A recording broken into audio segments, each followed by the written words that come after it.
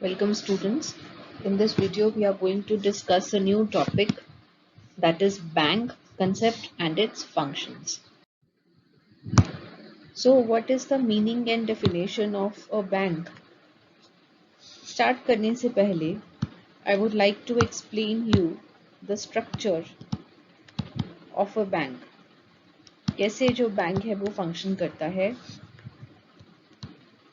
This is general public. इस general public के पास कभी ना कभी सरप्लस फंड्स रहते हैं. सरप्लस फंड्स मतलब फालतू पैसा जो अभी फॉर अ टाइम बीइंग जिसकी ज़रूरत पब्लिक को नहीं है. ऐसे सरप्लस फंड्स को अगर हम अपने पास ही रखेंगे तो वो पैसा ग्रो नहीं करेगा. प्लस अगर वो पैसा हम अपने घर पे रखें तो उसको चोरी का डर हो सकता है और अलग तरह के रिस्क हो सकते हैं. सो जिन लोगों के पास सरप्लस फंड्स हैं वो अपने जो पैसे हैं वो बैंक के पास डिपॉजिट कर देते हैं. मान लीजिए दिस इज अ पर्सन ए और इसके पास 10,000 रुपए हैं जिसकी इसको ज़रूरत अभी नहीं है. तो ये 10,000 रुपए बैंक के पास डिपॉजिट कर देगा. तो बैंक के पास 10,000 रुपीज आ गए. अब जो बैंक है वो इन 10,000 रुपए को अपने पास रखेगा, इनको सेफ गार्ड करेगा ए के बिहाफ पे, और जब जब ए को इस 10,000 की ज़रूरत पड़ेगी तब तक बैंक ए को ये 10,000 रुपए प्रोवाइड करवाएगा. लेकिन जब जब ए को 10,000 की ज़रूरत नहीं है तो ये 10,000 रुपए बैंक अपने पास रखे नहीं रखेगा, बैंक इसको आगे लेंड कर देगा, उधार पे दे देगा. किन्हें? जिनको पैसे की ज़रूरत है, जिनके पास डेफिसिट फंड्स हैं, जिनको पैसे की ज़रूरत है, उनको ये 10,000 रुपए लेंड कर देगा. So this is how the whole structure of a bank works. ऐसे लोग जिनके पास सरप्लस फंड्स हैं वो अपना पैसा बैंक के पास डिपॉजिट कर देते हैं. बदले में बैंक इनको कुछ रेट ऑफ इंटरेस्ट प्रोवाइड करता है. ठीक है जी. और बैंक फर्दर इन पैसों को लेंड करता है उन लोगों को जिनके पास पैसे की कमी है, और बदले में बैंक को इनसे मिलता है रेट ऑफ इंटरेस्ट. मान लीजिए कि लेंड करने पे बैंक को 8% रेट ऑफ इंटरेस्ट मिला और जो पैसे जमा करे हुए थे बैंक के पास उसके ऊपर बैंक ने 4% रेट ऑफ इंटरेस्ट पे किया. तो अकॉर्डिंगली इस 10,000 पे बैंक को इनकम कितनी हुई? 8%. और बैंक को एक्सपेंस कितना हुआ? 4%. तो अकॉर्डिंगली जो बैंक का प्रॉफिट है that would come out to 4%. इस तरह से जो बैंक है वो फंक्शन करता है. So what is a bank? Bank accepts deposits from the public. ये इसका पहला फंक्शन हुआ. Bank accepts deposits from the public and advances loans to those who are in need. और उन लोगों को पैसा दे देता है जिनको उस पैसे की ज़रूरत है. आजकल बैंक्स सिर्फ डिपॉजिट्स एक्सेप्ट और लोन्स ही एडवांस नहीं करते, कुछ और तरह के फंक्शंस भी प्रोवाइड करते हैं. For example credit creation. Credit creation क्या होता है मैं आने वाली स्लाइड्स में आपको एक्सप्लेन करूंगी. Agency work. Now what is agency work? देखिए आपका अगर बैंक के पास डिपॉजिट अकाउंट खुला हुआ है तो जो कस्टमर है वो एक तरह से एजेंट है.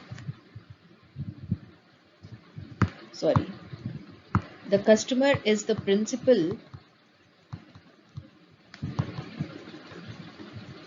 And bank is the agent.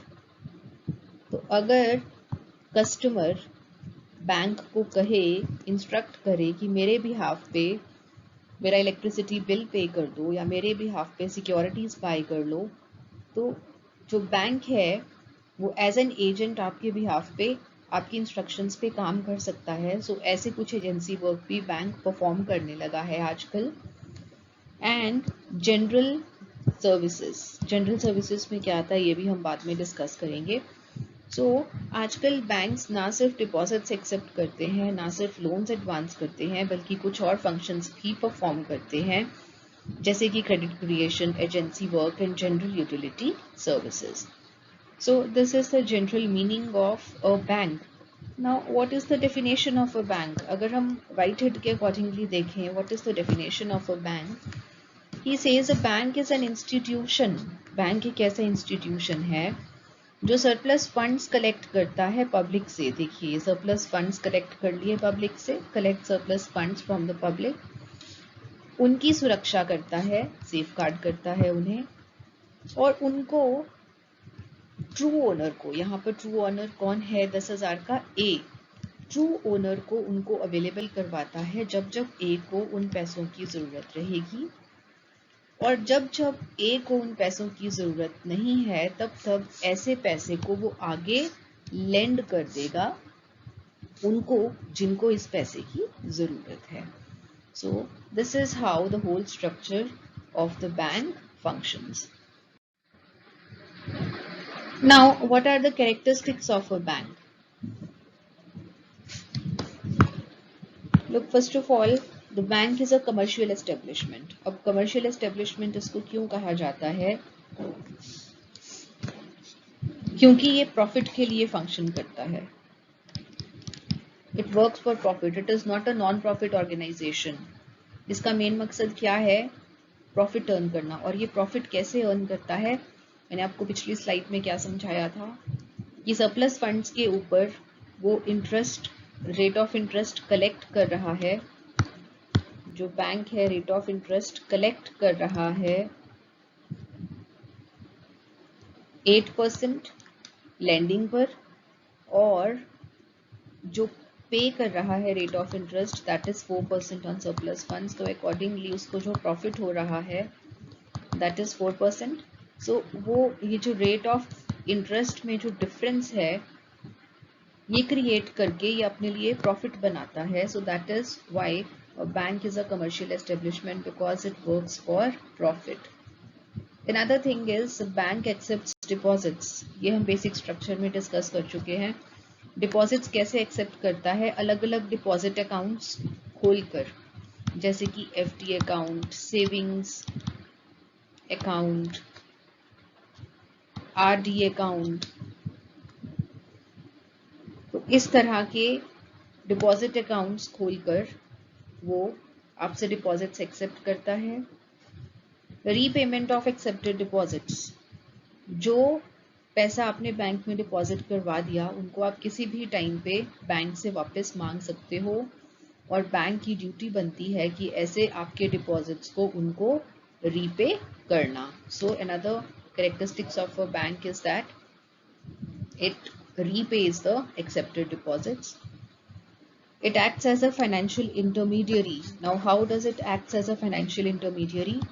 यहाँ पर हैं सेवर्स जो कि अपना फालतू पैसा बैंक के पास डिपॉजिट करेंगे, और यहाँ पर हैं इन्वेस्टर्स. इन्वेस्टर्स कौन हैं? जिनको पैसे की ज़रूरत है.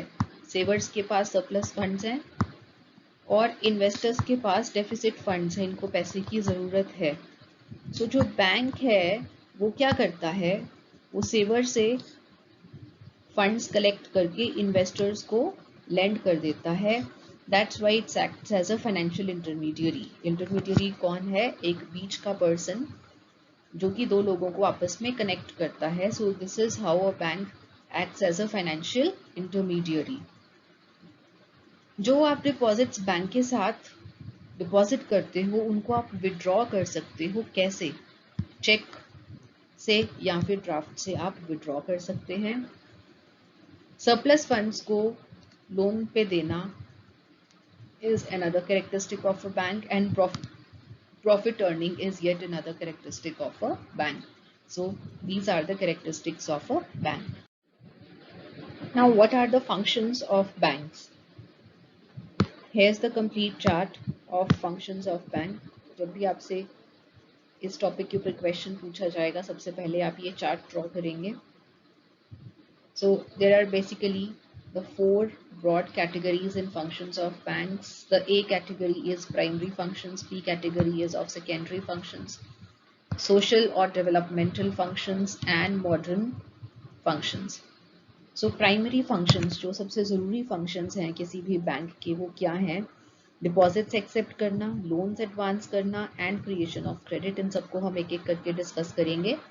The second function is the secondary function. Secondary function is further divided into two categories, that is agency functions and general utility services.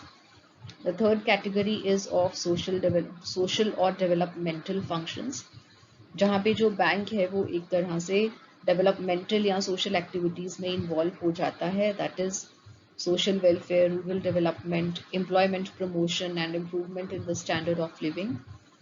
And the last category is modern functions, जो कि banks ने पिछले कुछ सालों में recent times में ही introduce करे हैं, जैसे कि ATMs, smart cards, tele banking, internet banking, round the clock banking.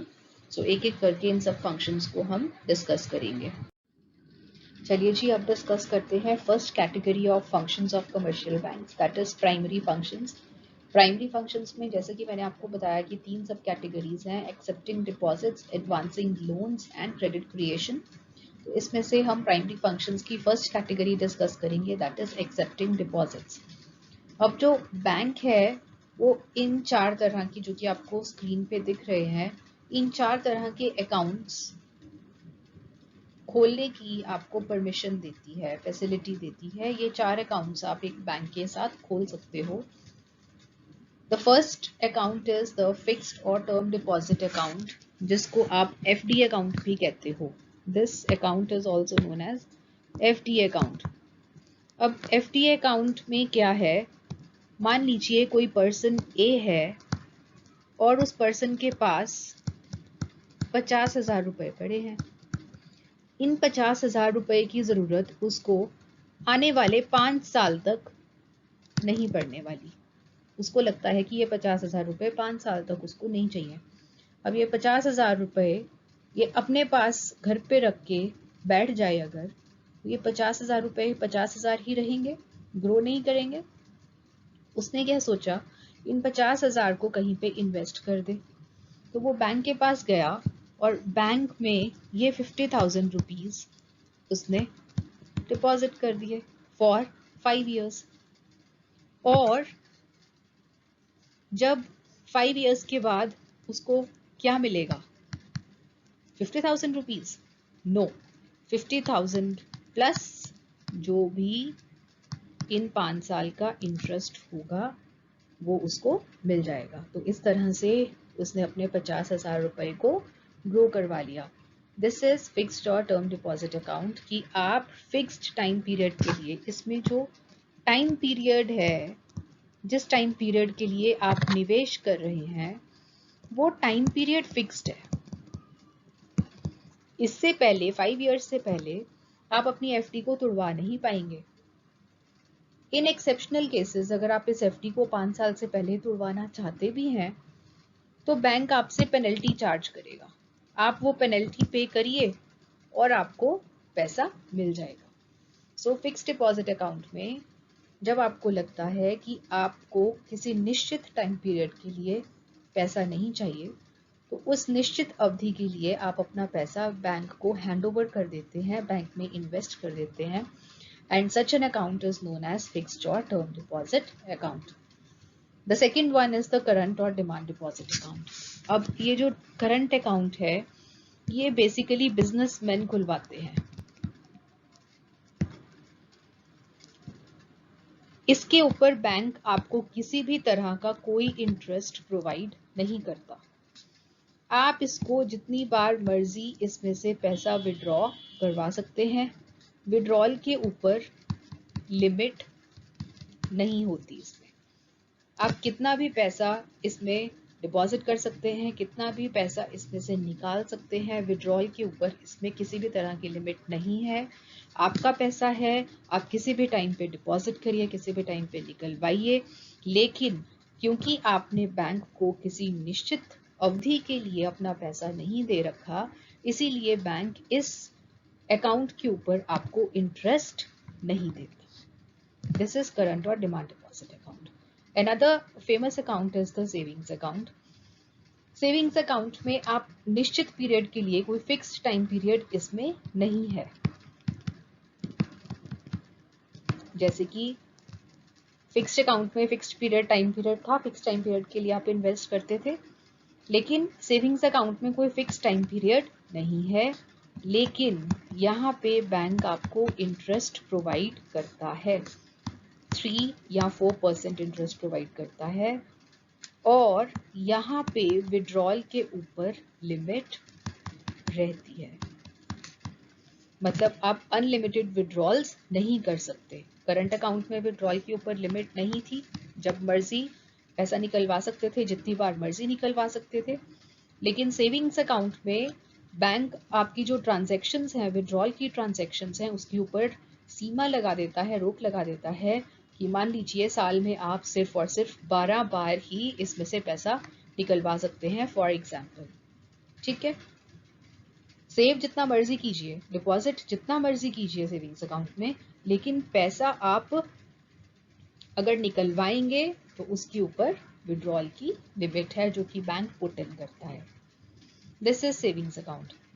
And last one is the recurring deposit account. अब रेकरिंग डिपॉजिट अकाउंट भी फिक्स्ड डिपॉजिट की तरह ही होता है, लेकिन यहाँ पे आपको ये बेनिफिट मिलता है कि मान लीजिए आपको ऐसा लगता है कि आप हर महीने 500-500 रुपए अलग से निकाल के रख सकते हैं। आप 50,000 रुपए एक बार नहीं निकाल सकते, लेकिन आप 500-500 रुपया हर महीना निकाल सकते हैं। तो आप हर महीने 500, 500, 500, 500 इस तरह से आप अपने जो आरडी अकाउंट है उसमें पैसा इन्वेस्ट करते जाइए, और ऐसा आप 5 साल तक करिए। 5 साल इंटू एक साल में 12 महीने, तो इस तरह से आप 60 बार 500 रुपया इन्वेस्ट करेंगे, और इसके ऊपर जब आपको अमाउंट मिलेगा एट द एंड, वो कितना मिलेगा, जितना आपने निवेश किया, that is 500 into 60 plus interest का अमाउंट आपको इसके ऊपर मिल जाएगा। अब इन सब में से हाईएस्ट रेट ऑफ इंटरेस्ट किसके ऊपर होता है, इसके ऊपर। आरडी अकाउंट भी फिक्स्ड डिपॉजिट अकाउंट की तरह ही है। इन दोनों में फर्क क्या है, फिक्स्ड डिपॉजिट और आरडी अकाउंट में? फिक्स्ड डिपॉजिट में आपको एक ही बार पैसा बैंक को हैंडओवर कर देना है 5 साल के लिए, लेकिन रिकरिंग डिपॉजिट में आप 50,000 रुपया इकट्ठा जमा नहीं करवा रहे बैंक के पास, आप वो 50,000 रुपया इन्वेस्टमेंट्स इंस्टॉलमेंट्स में बैंक के पास जमा करवा रहे हैं। This is the basic difference between fixed deposit account and recurring deposit account. लेकिन जहां अगर हम इंटरेस्ट की बात करें तो fixed deposit and recurring deposit account के ऊपर सबसे आपको हाईएस्ट रेट ऑफ इंटरेस्ट मिलता है, 7% टू 8% तक का इंटरेस्ट रेट भी आपको यहाँ पर मिल जाता है। तो देखिए, अगर आप सेविंग्स में जाते हैं तो आपको 3 या 4% का मिलेगा इंटरेस्ट, और अगर आप फिक्स्ड या रिकरिंग डिपॉजिट अकाउंट खुलवाते हैं तो आपको हाईएस्ट रेट ऑफ इंटरेस्ट मिलेगा, और अगर आप करंट डिपॉजिट अकाउंट खुलवाते हैं तो आपको इंटरेस्ट तो नहीं मिलेगा, लेकिन यहाँ पे आपको किसी तरह की विड्रॉल की समस्या नहीं है। अब फिक्स्ड डिपॉजिट अकाउंट का डिसएडवांटेज क्या है कि एक बार आपने पैसा डिपॉजिट कर दिया तो आप उसको उस फिक्स टाइम पीरियड से पहले निकलवा नहीं सकते, और अगर आप इमरजेंसी केसेस में निकलवाना चाहते भी हैं तो आपको पेनल्टी पे करनी पड़ेगी। सिमिलरली रिकरिंग डिपॉजिट अकाउंट में भी आप 5 साल से पहले पैसा नहीं निकलवा सकते, और अगर आप निकालना चाहते हैं तो यहाँ पे भी आपको पीनल अमाउंट पे करना पड़ेगा। So these are basically the 4 types of deposit accounts जो कि आप एक बैंक के साथ खुलवा सकते हैं। इसके साथ ही हमारा जो प्राइमरी फंक्शंस की जो फर्स्ट कैटेगरी है, दैट इज एक्सेप्टिंग डिपॉजिट्स वाली कैटेगरी, वो पार्ट हमारा खत्म हो गया। The second category in primary functions is advancing loans. अब देखिए, डिपॉजिट्स किससे एक्सेप्ट करता है बैंक? डिपॉजिट्स उनसे एक्सेप्ट करता है जिनके पास सरप्लस पैसा है, फालतू पैसा पड़ा है, और लोन्स उन्हें देता है जिनके पास पैसे की कमी है, डेफिसिट फंड्स हैं। तो ये कैटेगरी हम डिस्कस कर चुके, ये कैटेगरी हमें डिस्कस करनी है इस पार्ट में। जो लोन्स हैं वो इन 4 कैटेगरीज में डिवाइडेड हैं, जो कि आपको स्क्रीन पर दिखाई दे रहे हैं। तो इसमें से हमें जो फर्स्ट कैटेगरी डिस्कस करनी है वो हम टर्म लोन की कैटेगरी डिस्कस करेंगे। टर्म लोन में जब बैंक आपको फिक्स्ड टाइम पीरियड के लिए पैसा उधार पे दे देता है, तो फिक्स टाइम पीरियड क्या हो सकता है? 1 साल, 2 साल, 4 साल, 5 साल। जब एक निश्चित अवधि के लिए बैंक आपको लोन दे देता है, ऐसे लोन को कहा जाता है टर्म लोन। और इसके ऊपर आपको इंटरेस्ट पे करना पड़ता है, और interest rate generally term loan के केस में हाई रहता है। तो निश्चित अवधि के लिए बैंक जब आपको उधार देता है पैसा, ऐसे लोन को कहा जाता है टर्म लोन। यहाँ पे टाइम पीरियड भी फिक्स रहता है और अमाउंट भी फिक्स रहता है। Amount is also fixed. Fixed amount for fixed time period is known as term loan. Another one is the cash credit. अब कैश क्रेडिट में बैंक आपको लोन का अमाउंट सैंक्शन कर देता है, 5 लाख रुपए। सैंक्शन कर दिया। सैंक्शन करना मतलब मंजूरी देना। बैंक ने आपको 5 लाख रुपए विड्रॉ करने की मंजूरी दे रखी है, लेकिन आपने एक्चुअली में जितना पैसा यूज किया दैट इज 2 लाख रुपीज। तो अब देखिए यहाँ पे आपको इंटरेस्ट पे किसके ऊपर करना है? Interest is to be paid on ₹2 lakh, क्योंकि आपने पैसा यूटिलाइज कितना किया, लोन यूज कितना किया? 2 लाख रुपए यूज किया। अपने 3 लाख रुपए जो रिमेनिंग थे वो आपने यूज नहीं किए, इसलिए आपको जो इंटरेस्ट पे करना है वो 2 लाख के ऊपर पे करना है, ना कि 5 लाख के ऊपर। This is cash credit. तो कैश क्रेडिट और टर्म लोन में डिफरेंस क्या हुआ कि टर्म लोन में आपको आपने जिस अमाउंट का लोन लिया है उस अमाउंट के ऊपर, उस पूरे अमाउंट के ऊपर आपको इंटरेस्ट पे करना पड़ेगा, चाहे आप वो अमाउंट यूज करें या ना करें। लेकिन कैश क्रेडिट में आप इन 5 लाख में से जितना यूटिलाइज करेंगे, आपको इंटरेस्ट सिर्फ और सिर्फ उसी अमाउंट के ऊपर पे करना पड़ेगा। Another category of loans is the overdraft facility. अब ओवरड्राफ्ट में क्या है? हम करंट अकाउंट के बारे में डिस्कस कर चुके हैं लास्ट स्लाइड में। अब करंट अकाउंट है आपका एक बैंक के साथ, और उस अकाउंट में आपके पास सिर्फ 2 लाख रुपए बचे हैं, लेकिन आपने एक आपका कस्टमर है और उस कस्टमर या फिर आपका एक सप्लायर है जिससे आपने सामान खरीदा हुआ है, उस सप्लायर को आपने एक चेक दे रखा है 3 लाख रुपए का, लेकिन आपके अकाउंट में तो सिर्फ 2 लाख रुपए है। सप्लायर ने अगले दिन आपके अकाउंट में चेक लगा दिया। अब ये जो चेक है ये हो जाएगा बाउंस, कैंसिल हो जाएगा, ये चेक बाउंस हो जाएगा, क्योंकि आपके अकाउंट में 3 लाख रुपए नहीं है। तो ये जो चेक है ये बाउंस हो जाएगा, और चेक बाउंस होने के लिए आपको पीनल चार्जेस पे करने पड़ेंगे, पेनल्टी पे करनी पड़ेगी। ऐसी चीज से बचने के लिए बैंक आपको एक फैसिलिटी प्रोवाइड करता है जिसमें कि आप अपने अकाउंट से ओवरड्रॉ कर सकते हैं, कि अगर इन 2 लाख से ज्यादा का चेक लग भी जाए तो उस केस में आपका जो चेक है वो बाउंस नहीं होगा और आपको पीनल चार्जेस नहीं लगेंगे। तो इस केस में आपकी जो ओवरड्राफ्ट, आपका जो अकाउंट है वो 1 लाख से ओवरड्रॉ हो जाएगा। एक तरह से 1 लाख का आपको लोन मिल जाएगा और इस लोन के ऊपर आपको इंटरेस्ट पे करना पड़ेगा। This is overdraft facility. And the last one is the discounting bills of exchange. अब बिल्स ऑफ एक्सचेंज के बारे में थोड़ा सा बेसिक कंसेप्ट्स आपको समझने पड़ेंगे, क्योंकि इस स्टेज पे आके बच्चे पुराना वो जो बिल्स ऑफ एक्सचेंज वाला जो बेसिक कंसेप्ट है वो भूल जाते हैं। तो पहले बिल्स ऑफ एक्सचेंज का जो कंसेप्ट है, बेसिक कंसेप्ट, वो समझ लेते हैं। देखिए यहाँ पर है ए जो कि एक सेलर है और ये है बी जो कि बायर है। ए ने बी को 10,000 रुपए का सामान बेचा है, लेकिन बी के पास अभी पैसे नहीं है। तो जो ए है वो बी को उधार का समय दे देता है 3 महीने,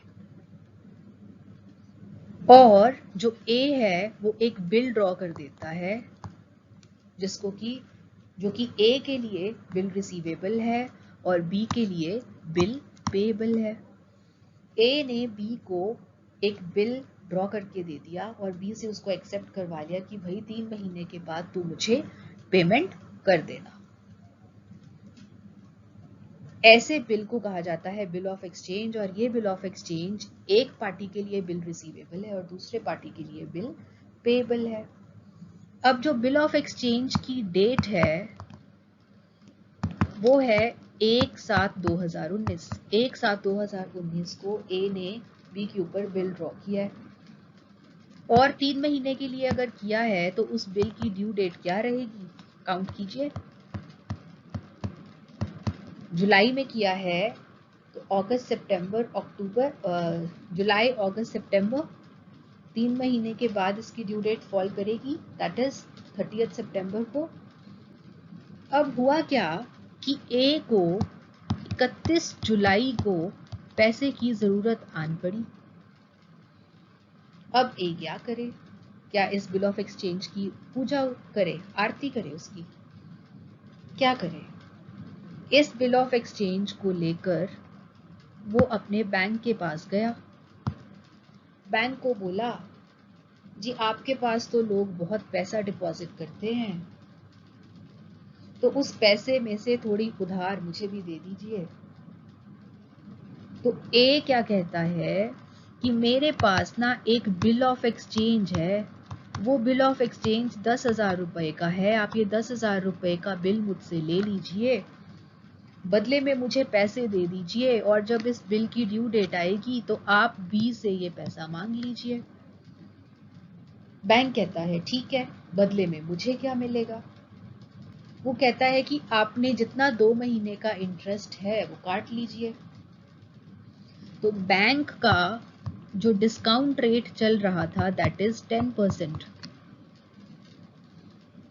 अब बताइए डिस्काउंट का अमाउंट कितना बनेगा, बैंक कितना इंटरेस्ट चार्ज करेगा ए से, 10,000 इंटू 10% इंटू कितने महीने, बताइए कितने महीने के लिए उधार ले रहा है ए, बैंक से कितने महीने के लिए उधार ले रहा है? ए बैंक से उधार ले रहा है 2 महीने के लिए, 31 जुलाई से लेकर 30 सितंबर तक 2 महीने के लिए उधार ले रहा है, दैट इज 2/12। तो इस हिसाब से जो डिस्काउंट बना दैट इज ₹167। तो बैंक इस 10,000 में से 167 रुपीज काट के जो बाकी अमाउंट है 9833 ये ए को लोन दे देगा, और उस लोन के ऊपर इंटरेस्ट कितना चार्ज कर लिया बैंक ने, 167 रुपीज। तो इस तरह से आपका जो कंसेप्ट है ये बिल्स ऑफ एक्सचेंज का चलता है, और बिल ऑफ एक्सचेंज को जब जो सेलर है वो बैंक के पास जाकर डिस्काउंट करवा लेता है, बेच देता है, that process is known as discounting of bill of exchange. तो जब आप एक बिल ऑफ एक्सचेंज लेकर डिस्काउंट करवाने के लिए जाते हैं वो भी एक तरह से लोन है जो कि बैंक आपको प्रोवाइड करता है। तो ये आपके 4 तरह के लोन अकाउंट्स हैं। प्राइमरी फंक्शंस में जो लास्ट फंक्शन है दैट इज क्रेडिट क्रिएशन। ये फंक्शन थोड़ा सा टिपिकल और इम्पॉर्टेंट फंक्शन है बैंक का, इसलिए मैं आपको डायरेक्टली एग्जाम्पल से एक्सप्लेन करूंगी, इजीली समझ में नहीं आता ये, तो आपको एक फ्लो चार्ट से और फिगर्स के साथ में एक्सप्लेन करूंगी। यहाँ पर ए है और ए का एक बैंक अकाउंट है बैंक 1 में। ए के पास सरप्लस फंड्स हैं 10,000 रुपए, और इन 10,000 रुपए को वो बैंक 1 में डिपॉजिट कर देता है। अब ये जो बैंक 1 है इन 10,000 रुपए को आगे उन लोगों को लोन पे दे देगा जिन लोगों को इस पैसे की जरूरत है। क्या बैंक 10,000 के 10,000 को लोन के रूप में दे सकता है? नो। आरबीआई कहता है कि हर बैंक को अपने डिपॉजिट्स के ऊपर कैश रिजर्व रेशो मेंटेन करके रखनी है, CRR। वो कैश रिजर्व रेशो 5%, 8%, 6% कितनी भी प्रिस्क्राइब कर सकता है आरबीआई। मान लीजिए यहाँ पर जो आरबीआई ने कैश रिजर्व रेशो प्रिस्क्राइब करी है दैट इज 5%।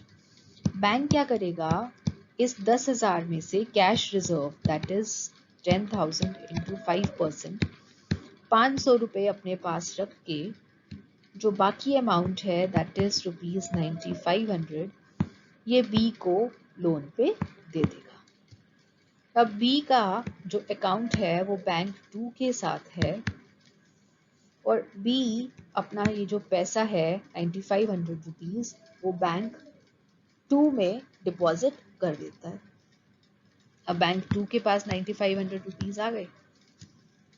इन 9500 रुपीज को बैंक 2 फिर से आगे अपने कस्टमर्स को लोन पे देगा। क्या पूरा का पूरा 9500? Of course not. कितना? कैश रिजर्व काट के। यहाँ पे कैश रिजर्व कितना रहेगा? 9500 का 5% दैट इज 475। 475 रुपीज काट के लोन कितने का दे देगा? 9025 का लोन वो सी को दे देगा। इसी तरीके से ये जो सी है इसका बैंक 3 में खाता है, ये बैंक 3 में 9025 रुपीज डिपॉजिट कर देगा। इसी तरीके से जैसे कि हमने ऊपर किया, बैंक 3 भी कैश रिजर्व काट के, कैश रिजर्व कितना काटेगा ये? 451 रुपीज काट के जो बाकी अमाउंट है 8574 ये फिर से लोन दे देगा किसी और पर्सन को। तो इस तरह से आप देखिए ये जो 10,000 रुपए है ये कन्वर्ट होके कितने में बदल गए? 9500 एक जगह पे, दूसरी पे 9025, तीसरी जगह पे 8574। इस तरह से ये सर्कल चलता जाएगा चलता जाएगा चलता जाएगा और ये जो 10,000 रुपए हैं वो कितना बड़ा अमाउंट बन जाएगा।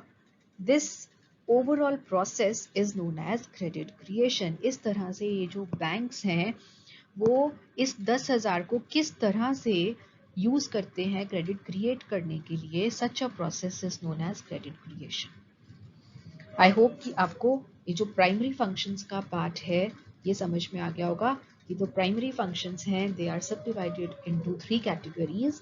The first one is accepting deposits, another one is advancing loans, and the last one is creation of credit.